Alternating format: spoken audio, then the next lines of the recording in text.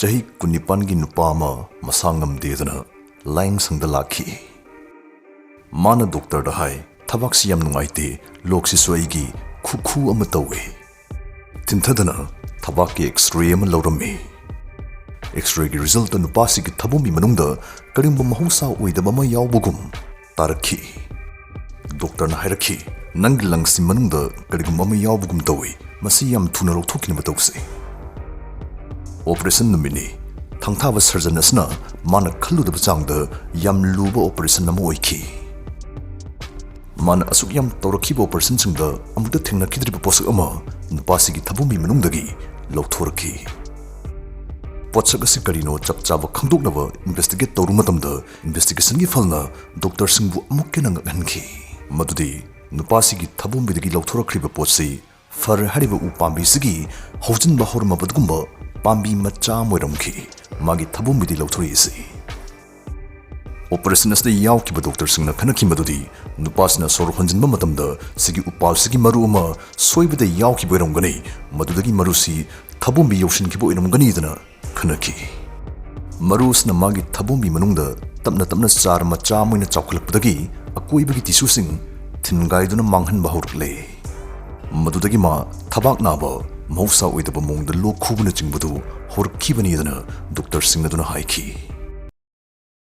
Admission often dipsy guidance wangjingna English sangkhona ngangning satra singdama English grammar amadi spoken English ki akhanaba course ama puduna naksari tha ahum chathajagadaba special course ase lakliba December tarik 13 dagi hawjagani limited Sydney sumnai satra 30 dagi hena lawjaroi offline amadi online classes animaki khudong chawsu pizari hawjaki matamda English lon ngangba ngamba haibsna thabak inkhang tanarkpada oijabata nata chalu mafam sing iyungum phawhanba ngamlibani maramsina adomsu English mapung phana ngangba ngamhaunabagi khudong chawa ase soidana lobi Akupa marul gidamak screen the hapsarib number sing stayda ngasimak pau phawbirau.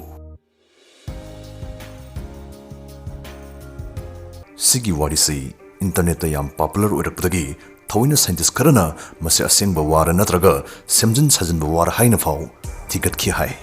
Maramdi aikhoina khangi madudi pambi ayamani hingbada nungsa mangal sunlight asi changi darkar oi. Aikhoi mioibagi thabumi manungdadi nungsa mangal kaisu phangba nate. Nungsa mangal yongamdaba aikhoi mioibagi hakchang manungstaida pambi singbi panghauta hojinba ngamboirmagadi nang aidasu ngahana panghauta horambani maramdi pambi gi seeds maru haibastabu aikhoini irai laina yosinkiba yabatkumba apik pakya marang kaina leiribani adubu sigumba angakpa soibasi karigumba kanda dum thokpadi yawbujani emergency room da leiriba doctor singdagi sigumba angakpa wari sai khoina marak dum taba phangi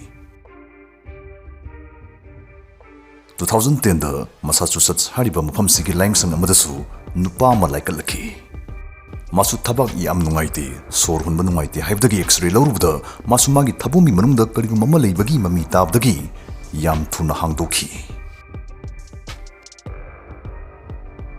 mamangi wari duga hairab adum mane operation asdagi sigi nupa sigi thabumi manungdagi chongkhatpa horma ba white truck pambi machama puthoraki lawthoraki Doctor Singaduna white truck si chawraga kangsoi chathoksi haina yanakhi phagi tawuni Doctor Singaduna sumna phongdokhi madudi nupasna white truck ahingba chamatamda lambi soinana chakhawda tarkadabdu tarktabida thabumbi yosin kibo oigani adai mayon chongkhalakpa oigani isni moina loktorak iba white truck pambi si yam pi sumnai inchi ama makhai khaktani wangi si adubu mana koli fazana sungjinjaragasu mayon chongba phawdi hawjilami bani Maramdi hawai truck ti nungsa mangal yawdragasu mayon chongkhatjabdi ngami moisti mahusanasu nungsa mangal phangdab leinungdagi chongkhatjari ibani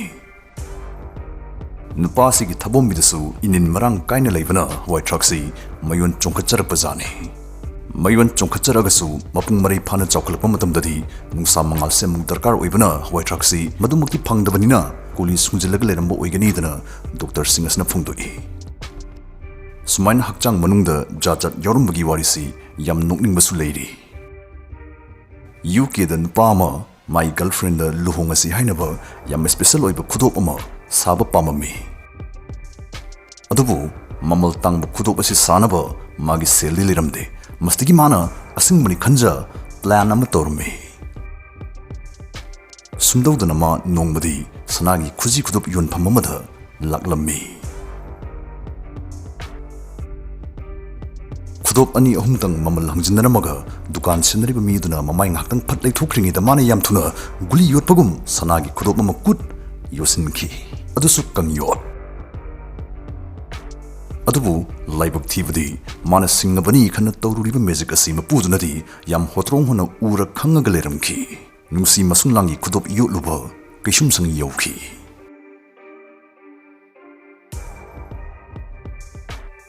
Siga hairap manaba wari amsu leiri lizraki yam nungai.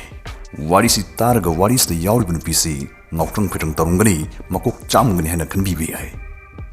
Taminase. Nongman nupi ama Thouwoina magi Mabuk Lenkhaibiyu haina Doctorda Lakhi masana Mabuk Lenkhaibiyu haibani.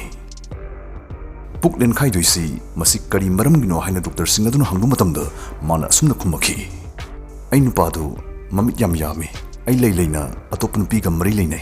Sana likon singsu mana atop nupi singduda huran ngakta khudul tam thuami amata khanglak pangamdre. Adai aina sauningdana ai leijaba sana likon khai loi yosin bane doctor. Mai nupasu berani aduga mana mukena berani. X-ray laura yengubada chakhaw amadi tibong thinin chingda tasingna sana lupa yaura palla leiribadu mayik singna thingnaki.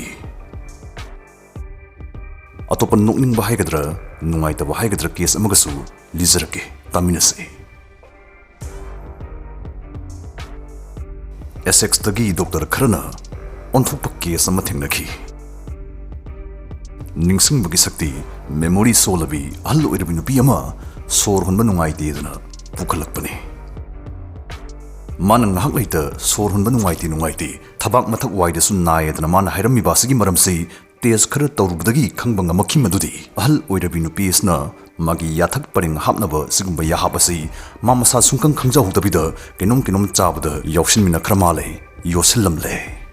Manadi lautu ubudagi thampam kaukibani khana leramiba yahabasi magi khawnaugi makha thangba sarukta palla leramle. Aroiba oina case amagasu leijari lizaramge.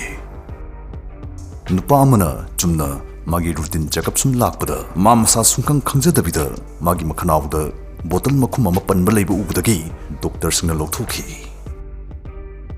Bottle makhum simagi khawnawda kamain changami jano maram hangbru nupasna khumaki hairakhi numit nini gi mamangda mana bottle le ising thakpa loiraga makhum khumjingi haina thibada bottle makhum thi phangkide. Madui makhum doiduini khawnawda palmisi haina nupasna khumaki. Wa Priti malem chawi sigma jajat ki thodok si marak dum thukpa jane.